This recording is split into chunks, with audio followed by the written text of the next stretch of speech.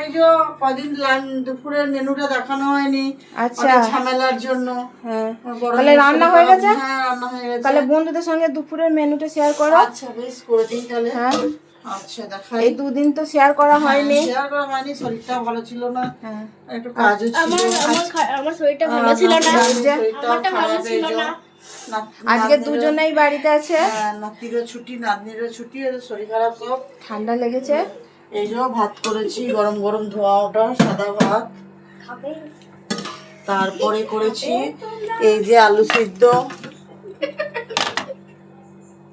তারপরে করেছি এই যে ইলিশ মাছ ভাজা। ওরা ঝোলের মাছ খাবে না, ওরা ঝোলের মাছ ভাই বোনে খাবে না। আমার ছোট মেয়ে ইলিশ মাছ খায় না, তার জন্য ডিম সেদ্ধ।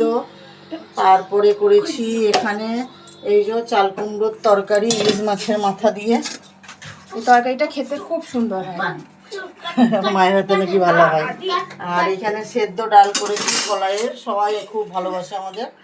এই যে এই ডালটা আমাদের মানে এতটা করেছি, এতটাই সব হয়ে উঠে যাবে এবেলাতেই উঠে। হ্যাঁ আমাদের মানে বাসি আমরা খাই না, উঠে যায়। হ্যাঁ। আর এই যে নিরামিষ টক করেছি, কুমড়ো, কচু, বেগুন, আলু, মূলো, বড়ি দিয়ে সব কিছু দিয়ে, সব সবজি দিয়ে টক।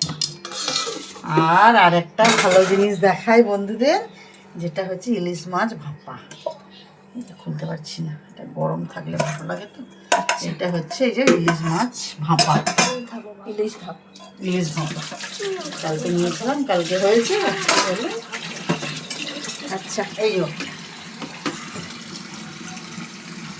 ইলিশটা ভালোই পেয়েছিলাম কালকে, পাড়া দিয়ে এসেছিল তো, মোটামুটি খুবই ভালো ছিল।